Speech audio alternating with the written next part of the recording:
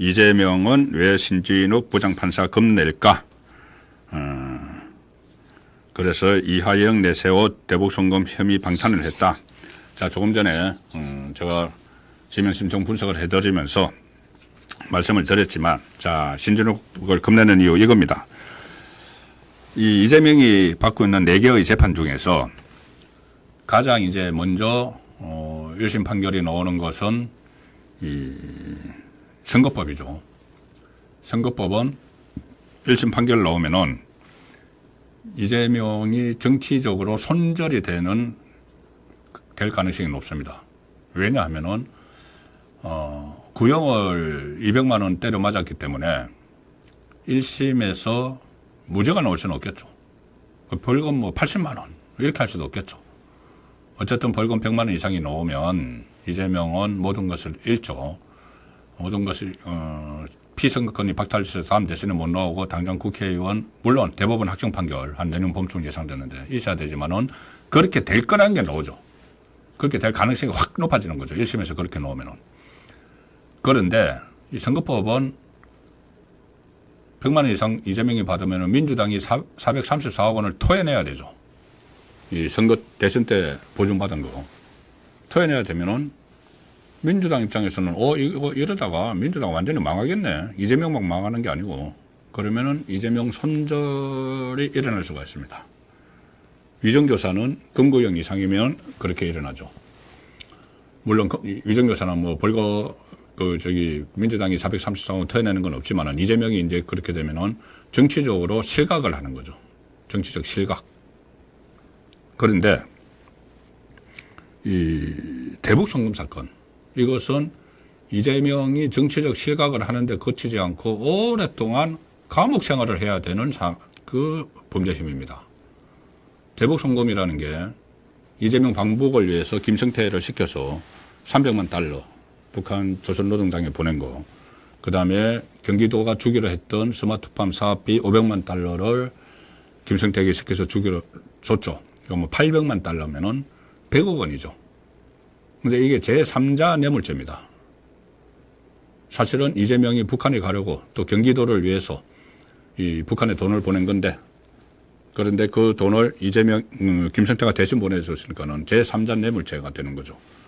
그러면 이 뇌물죄든 제3자 뇌물죄든 1억 원 이상이면 특가법인데, 특정범죄가중처벌법.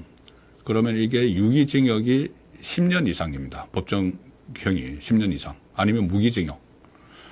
굉장히 무섭겠죠. 정치적 손절이 되는 거는 또 별개 또 다른 차원의 문제고, 본인이 장기간 감옥에 가 있어야 되는 이 재판이기 때문에 상당히 신진욱 부장판사가 모두에 말씀드렸다시피 아주 원리 원칙대로 재판형을 내리는 사람, 뭐 김만배, 최윤길, 대장동 그 연루자들 다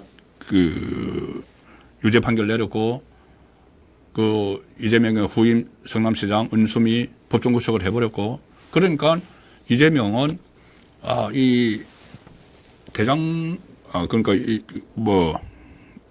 선거법이나 위정교사에서 구속이 안 되고 이제 살아남아 있어도 이거 자칫 여기서 법정 구속이 돼버릴 수가 있는 거죠. 대북 송금에서. 신진욱 부장판사가 법대로 이렇게 적용을 하는 사람이고, 이게 또 중형을 받는 범죄이기 때문에 1심에서 바로 법정 구속이 돼버릴 수도 있습니다. 물론 법정 구속도 구속영장처럼 이 국회의 체포동의안을 거쳐야 되지만, 자, 생각을 해보시면은 조금 전에 제가 말씀드린 대로 11월 달에 2개의 유죄가 나와서 이 이재명을 손절해야 되는데 이러고 있는 상황에서 법정 구속을 그 이후에 이제 내년 뭐 초든지 그 이후에 대북 송금 사건으로 법정 구속을 시키려고 하면은 이게 국회에서 표결을 하죠. 그러면 가뜩이나 이재명 손절을 해야 된다고 생각하는 민주당 사람들이 많을 텐데, 그 시점에는 이 가반수, 그러니까는 국민의힘이 다 찬성을 하면은 42명, 민주당이나 조국당도 마찬가지죠. 조국당도 그때 되면 이제 뭐 이재명을 보내려고 할 겁니다.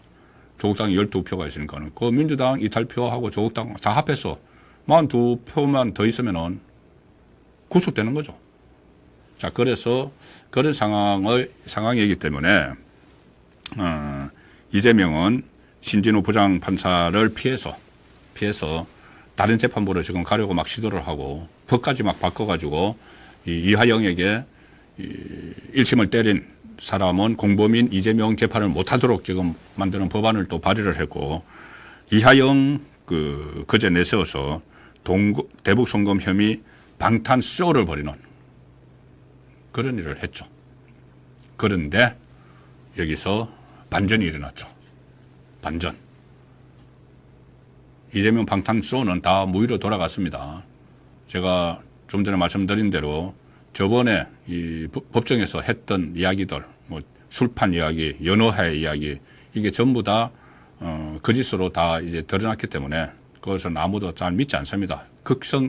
강성, 열성 지지층이야, 이재명의 지지층이야, 듣고 싶은 대로 들으니까 믿겠지만 일반 국민도 안 믿고, 재판부도 안 믿습니다. 자, 그래서 맹탕으로 끝났는데, 어떻게 보면 결과가 없이 맹탕으로 끝났다는 이야기죠. 국민 부안은 막 질러놨습니다. 그런데 어제 바로 거기에서 반전이 일어났죠. 그제입니다, 그제. 이 국민의힘 주진우 의원, 검사 출신이고 대통령 법률비서관 출신이죠. 주진우 의원이 그제 로금 테이프를 하나 틀었는데 그게 메가톤급 파장이 일어나고 있습니다. 특히 이재명을 덮치고 있습니다. 많이 이제 이 소식을 보셨을 텐데 제가 세 가지로 딱 요약을 해서 들려드리도록 하겠습니다. 제가 세 가지로 요약을 해서 이게 어떤 일이고 이재명에게 어떤 쓰나미가 되는지를 세 가지로 요약을 합니다.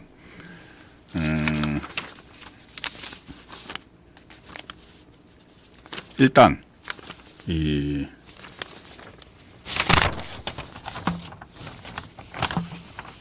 10월 2일 날 국회에서 공개된 녹취록인데 이걸 제가 세 개로 잘라서 설명을 드려보겠습니다. 그러니까는 이 녹음에서 대화를 하는 사람을 먼저 아셔야 됩니다.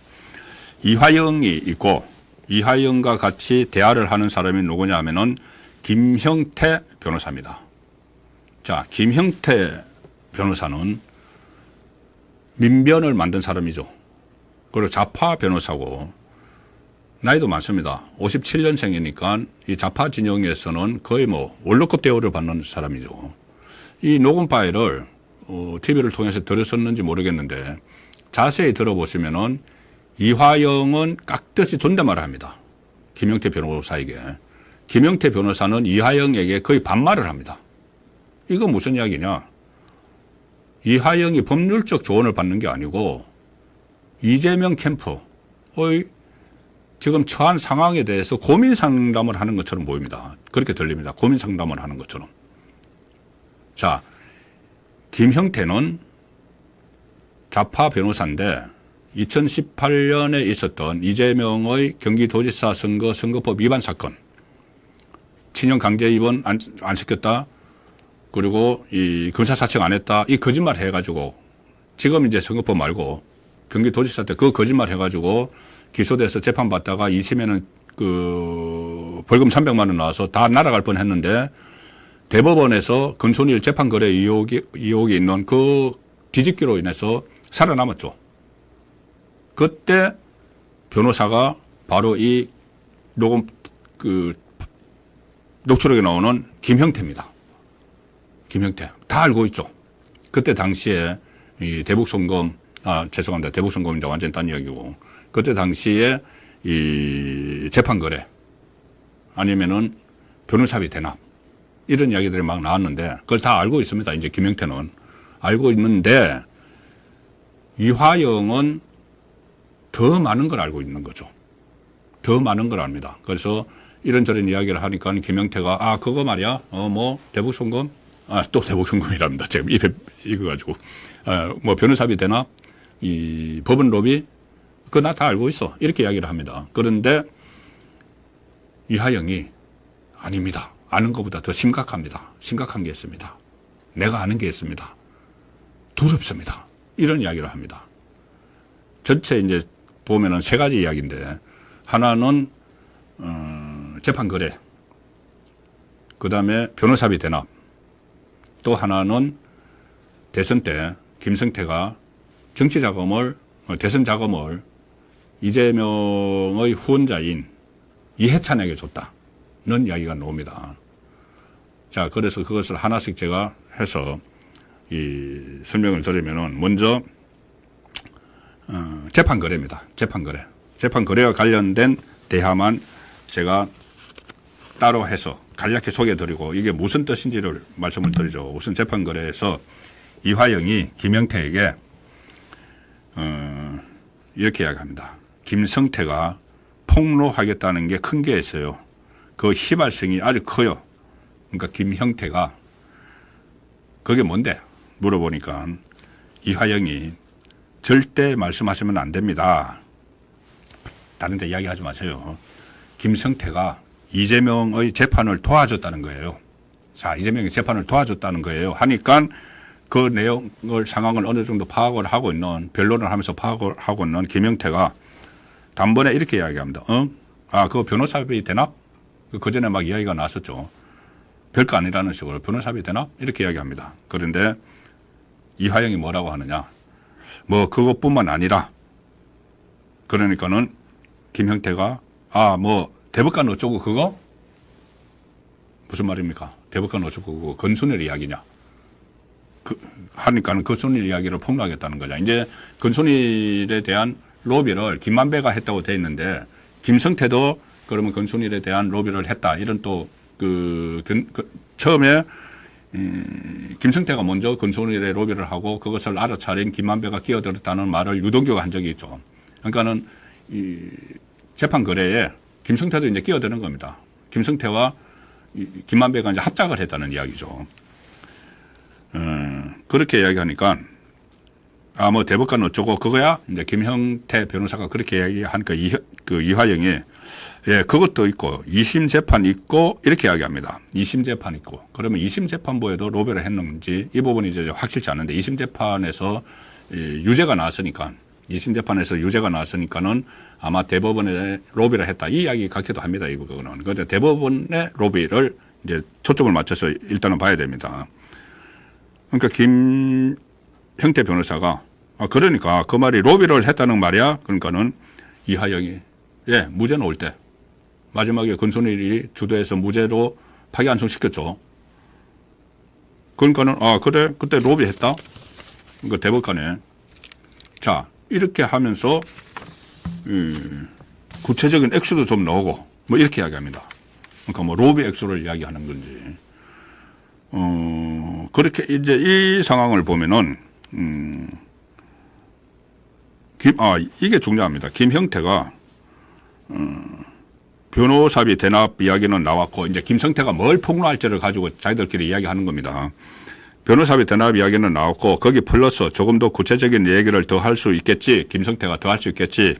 뭐 로비를 했다 이런 이야기를 할 수 있겠지. 나도 그거 알아. 이제 김형태가 이제 다 아는 것이 그렇게 이야기하죠. 그러니까 이화영이 뭐라고 하냐면은, 아니 그게 변호사님 생각하고 좀 달라요. 제가 좀 내용을 알아요. 그걸 가정을 내가 알아요. 변호사 아는 것은 별거 아니야. 내가 지금 더 많이 알아. 내가 김성태가 뭐 폭로하려고 하는 것, 없는 사실을 폭로하려고 했다고 해서 자기들이 뭐 그 논의를 했다는 하는데, 그건 거짓말이고, 없는 사실을 폭로하는데 왜 이렇게 두려워합니까? 내가 아는 게 더 있다는 거죠. 김성태가 뭘 폭로를 할지. 그러면서 이하영이 결국은 이렇게 이야기합니다. 지금 사실은 굉장히 두려워요. 굉장히 두려워요. 자, 왜 두려울까요? 그런데 이게 이제 이런 이야기들이 그때도 있었는데, 워낙 김성태가 해외에 도피했다고 들어오고 나서 대북 송금 파문이 막 커지고 이하영 재판에서 난리가 나고 하면서 이게 묻혀 있었습니다. 묻혀 있었는데, 이 재판부 로비, 그러니까는 대법원에 로비를 했다는 것이 일단 건순일만 타깃이 됐었죠. 그러니까 김만배가 타깃이 됐었죠. 김만배가 비타 500박스 사들고 8번이나 건순일 방에 들어갔고, 그러고 나서 건순일이 이 캐스팅 보트 역할을 해서 주도를 해서 결국은 무죄를 시켰다. 그래서 그 대신에 이 김만배가 하천대유 고문으로 영입해서 일도 안 하는데 1억 5천만 원 줬다. 그리고 50억 클럽에 가입시켰다. 이재명 대통령 되면은 대법원장 하기로 했다. 이게 거래, 재판 거래. 그 대신 무죄시켜주기로 했다. 이게 이제 김만배 것만 돼 있었는데 이 녹음 파일로 인해서 그때 한번 잠깐 불거졌었던 김성태의 법원 로비 의혹이 다시 조사를 안 하면 안 될 상황이 됐습니다. 그러니까 김만배 건설일로 이어지는 거 여기는 지금 수사를 시작을 했죠. 그런데 이것을 파다가 보면은 김성태도 개입을 했다. 자, 그런데 김성태 개입이 왜 중요한가 하면은 재판 그래? 그럼 이재명은 또 그렇게 하겠죠. 만약에 그게 이 건설일이 막 주도를 해서 했다고 해도 나는 모르는 일이야. 김만배가 자기가 알아서 했겠지. 김만배가 자기 사업하려면은 이재명 내가 있어야 되니까 자기가 알아서 했겠지. 난 그거 몰라. 난 모르는 일이야. 자기들끼리 한 걸 내가 어떻게 하란 말이야. 이렇게 놓을 겁니다. 이 재판 거래가 있었다고 좀 막 확정이 되면은. 그런데 김성태가 개입한 건 좀 다르죠. 왜냐하면은 이화영이 있기 때문에 이재명의 핵심 척건인 이화영이 있기 때문에 그러면은 이화영을 통해서 김성태가 재판 거래에 개입을 한 게 되면은 이화영이 그걸 이재명에게 보고를 안 한다? 말이 안 되는 이야기죠. 자기 생색을 내기 위해서라도 말을 하는 거죠. 똑같습니다. 이재명을 위해서 북한에 돈을 보냈다. 이것을 보고 안 했을 리가 없는 것처럼 자기 생색을 내야 되는데 이재명을 살리기 위해서 김성태가 대법원에 로비를 하고 있다. 그건 내가 시킨 거다. 이하영이. 말을 안 할 리가 없죠. 그래서 이 재판 거래 의혹이 새로운 국면에 들어갈 수 있는 것이 이 녹취록의 내용에서 하나 나왔습니다. 그리고 또 하나는 변호사비 대납 의혹인데 여기서 녹취록에 보면은 계속 변호사비 대납 이야기가 나옵니다. 그러니까 김형태가 이 내용을 요약을 해드리면은 김형태가 이화영이 이 말부터 시작됩니다. 이재명 지사의 재판을 도와줬다는 거를 김성태가 폭로하겠다는 겁니다. 이렇게 이야기를 해요. 그러니까 김형태는 계속 그걸 가지고 변호사비 대납 그거 말이지 변호사비 대납하고 그러니까는 그 이화영은 변호사비 대납도 있고 재판을 도와준 게 변호사비를 대신 내준 것도 있고 또 하나는 로비 법원에 대한 로비를 이야기하는 거죠. 그러니까 변호사비 대납도 여기서 계속 이야기가 나옵니다. 이 변호사비 대납이 그때 이제 녹음 파일도 하나 나왔고 그때 시민단체가 변호사비 대납 의혹을 제기를 했죠. 그래서 그때 수사를 했는데 그 수사가 뭐였냐면 선거법 수사로 했습니다. 변호사비 대납한 사실이 없다고 이재명이 이야기를 했기 때문에 그때 그것이 또 허위사실 공표라고 해서 검찰이 수사를 하다가 이게 공소시효가 굉장히 짧죠. 선거법은. 그래서 검찰이 서둘러서 수사를 마무리하면서 불기소 처분을 했습니다. 변호사비 의혹은 지금 밝혀진 게 없다. 그래서 불기소를 보고를 했는데 그 불기소 보고서에 보면은 지금은 확실한 증거를 찾지 못해서 이재명을 기소를 하지 못하지만 전환사채를 통해서 쌍방울의 자금이 이재명의 변호사비로 흘러갔을 개연성이 있다. 이렇게까지 보고서에 적습니다. 근데 수사가 지금 안 되고 있었죠. 그리고 언젠가 다른 새로운 그 증거가 나타나면은 이 사건을 다시 수사를 할 수도 있다. 이건 이제 선거법 사건이니까 수사를 할 수도 있다. 이런 것까지 다 검찰이 그때 당시에 밝힙니다. 변호사비가 대납이 누구죠? 변호사 한 명은 그러니까는 김성태가 쌍방울에 이재명의 변호사들을 막 사회이사로 투입을 돌려가지고 거기서 쌍방울에서 급여를 주고 억대 급여를 주고 한 것들이 변호사비 대납이라는 겁니다. 한 사람은 거기서 20억을 받았다. 그런 의혹들도 있었죠. 변호사가. 자, 그 변호사비 대납 의혹이 그래서 좀 잠잠했었는데 이제 이 녹취록에 의해서 이 부분도 파지 않으면 안 되는 상황이 됐습니다. 이 부분도. 그래서 두 가지죠. 하나는 재판 거래도 이 녹취록 때문에 이 김성태 이하영을 통한 김성태의 개입까지 수사를 해야 되고, 또 하나는 지금 없어진 줄 알았던 재판 변호사비 대납이요. 이것이 새로운 쟁점으로 불거져서 수사를 해야 되고, 자, 또 하나가 있습니다. 그 대목은 여기서 나옵니다. 또 이것도 이하영과 김형태의 대화에서 나오는데, 이하영이 이런 이야기를 합니다. 그러니까 법원 로비하고 변호사비 대납을 이야기를 하고 나서 그 다음에 또 있다 이거죠. 그 다음에 김성태가 이제 폭로를 하려고 하는 게 또 있다. 뭐냐? 김성태가 저를 통해서나 혹은 뭐 김용을 통해서, 이재명의 측근 김용을 통해서 이 지사 쪽에 후원금을 냈고, 저희는, 그러니까 이 지사는 이재명입니다. 저희는 이재명 지사 그 조직을 관리했었잖아요. 광장이라고 하는 그 이해찬 대표도 관련돼 있고, 조정식 의원, 국회의원도 많이 관련돼 있었는데, 거기에 들어간 비용을 자기가 댔다. 김성태가 자기가 댔다. 그거 폭로할 거래요.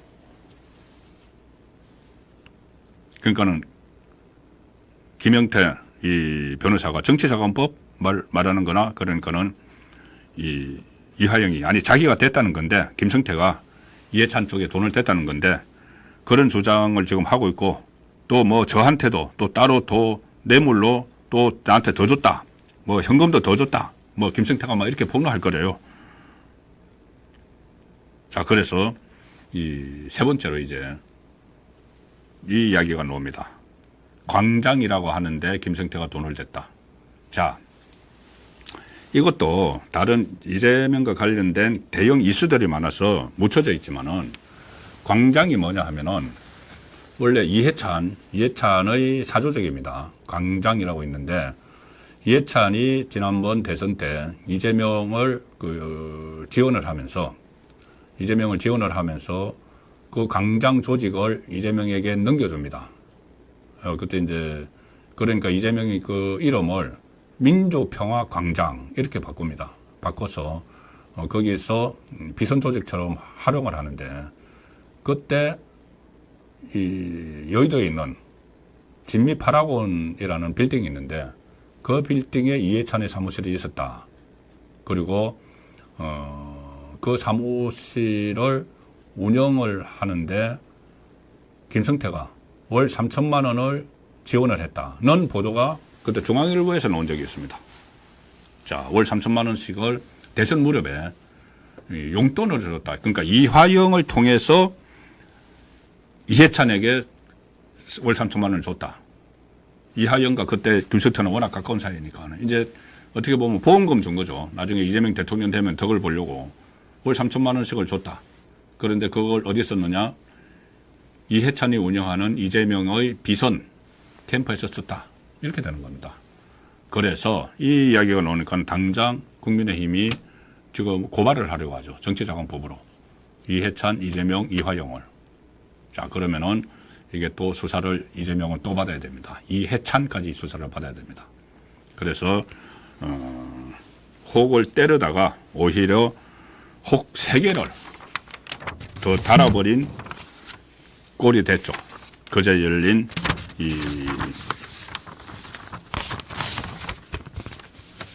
탄핵, 검사 탄핵 청문회에서 나온 녹음 파일 때문에 그런 꼴이 됐습니다.